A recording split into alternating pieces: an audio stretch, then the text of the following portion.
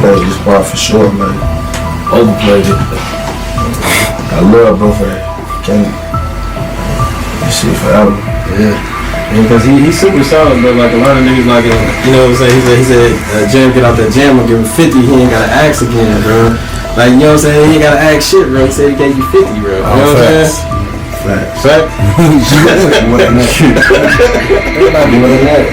But shit, can you tell us how much he gave you, or you don't want to even? No,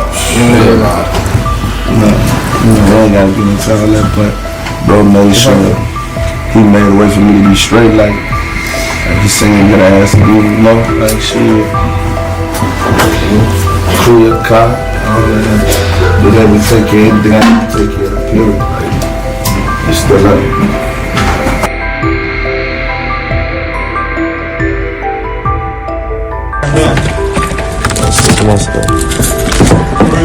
Yup. We ain't got time to play until 5 people, folks. Alright.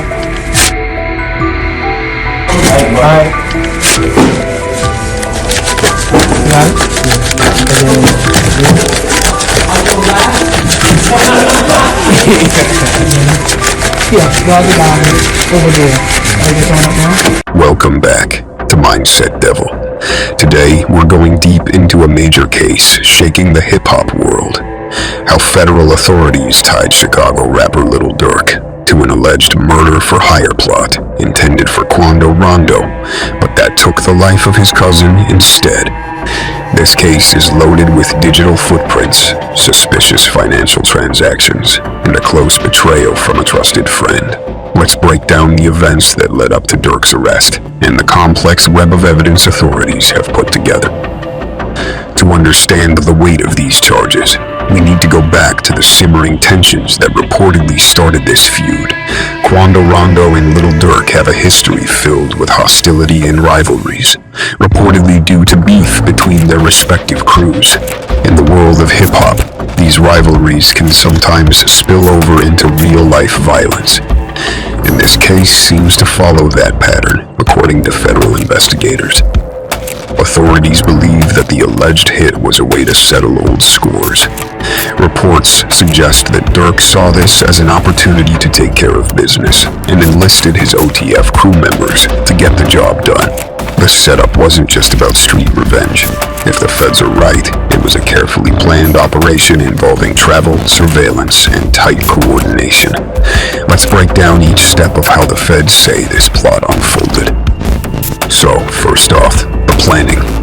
Members of OTF, Durk's loyal inner circle, are said to have flown out from Chicago on one-way tickets. These weren't just random flights. Each ticket was reportedly booked with a purpose, and most tellingly, each ticket was a one-way fare. This was allegedly so that the crew could come to Quando's location, complete the mission, and head back to Chicago with minimal backtracking. It's interesting because to the feds, one-way tickets are a red flag. They're often used to avoid having a full travel plan that could be tracked. According to investigators, these flights and other logistics weren't just pulled off by cash or random cards. The credit cards used were all traced back to a single name, John Riley, an alias that federal authorities later connected back to Durk.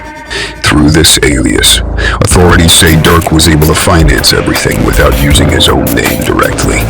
The credit card records show Riley's account paid for several key expenses, including hotel rooms and car rentals. Each of these transactions created a digital footprint that, when tracked, connected right back to Durk. Once the crew arrived, they didn't strike immediately. Authorities believe the team spent several hours on reconnaissance. This part of the operation is significant because it reveals the calculated nature of the ambush. Federal agents pieced together witness accounts and surveillance footage that allegedly show the hit team shadowing Quando's SUV around the city. They kept their distance but remained close enough to track every movement. Reports suggest they waited for the perfect moment, a moment when Quando's guard was down and his location was vulnerable. For hours, the crew remained undetected, maintaining enough distance to avoid suspicion. Federal agents believe that this extended surveillance period shows just how far they were willing to go to make sure nothing went wrong. It also highlights a sense of premeditation. This wasn't an impulsive act, but but a planned ambush that involved high-level coordination. The big moment came when Quando's vehicle finally stopped at a gas station. This is where the hit team made their move.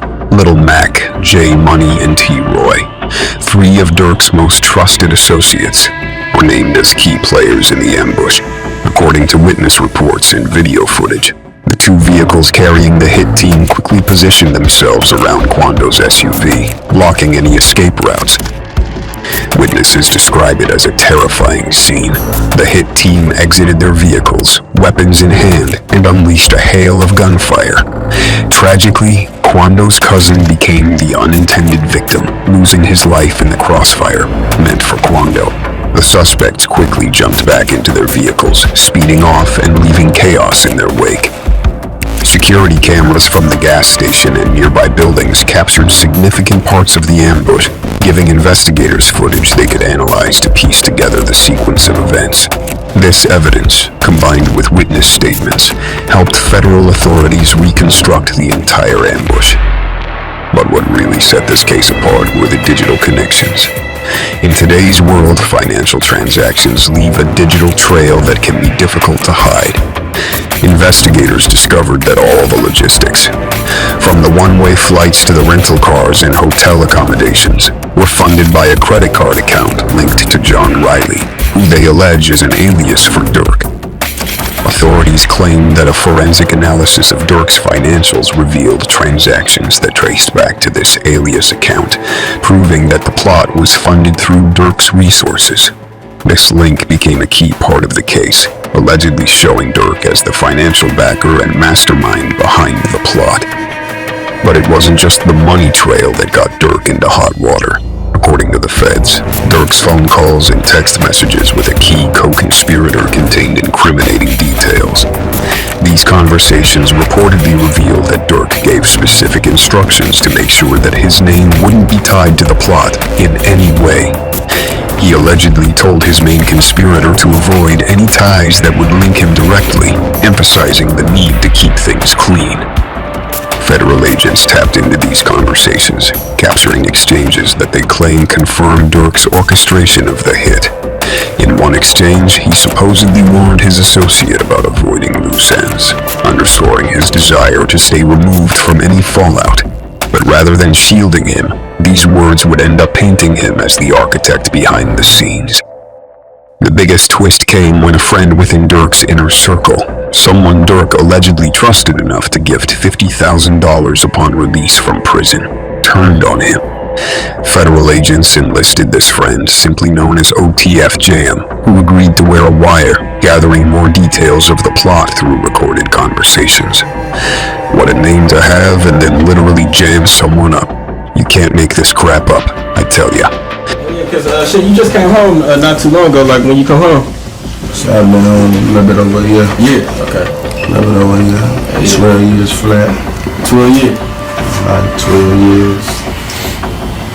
Did my time. Ain't told nobody. Right. Ain't no food shit on my name. Now I'm back. And I'm living the life I never thought I'd live. You know? Anyway, this so-called friend's betrayal became the linchpin in the case, offering first-hand evidence of Durk's involvement in the planning of the hit. This informant captured conversations where Durk allegedly discussed payment, logistics, and even the aftermath of the hit, cementing the federal case against him.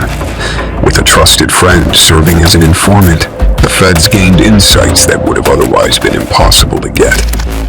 As Durk learned of the arrests of his co-conspirators, he allegedly tried to flee the country, but federal agents were one step ahead. They intercepted him before he could make it out, charging him with conspiracy to commit murder for hire and holding him without bail due to the overwhelming evidence. Durk now faces the daunting reality of fighting these charges head on. This case doesn't just impact Durk's immediate future, it could change his entire career. If convicted, Durk could face a possible life imprisonment, putting an end to his influence in the industry and altering his legacy forever. Was this a calculated plot, or is there a chance that Durk's being set up? Maybe Durk needs to change the name of his crew from only the family to only the fake friends thanks to his boy Jam, a man whose name tells a lot about his character. ironically. Well, that's just my opinion. You let us know your thoughts in the comments below. And before you go, don't forget to like, subscribe, and hit the notification bell to stay updated on our latest deep dives. If you found this video insightful, share it with a friend who might be interested. Thanks for watching, and I'll see you next time on Mindset Devil.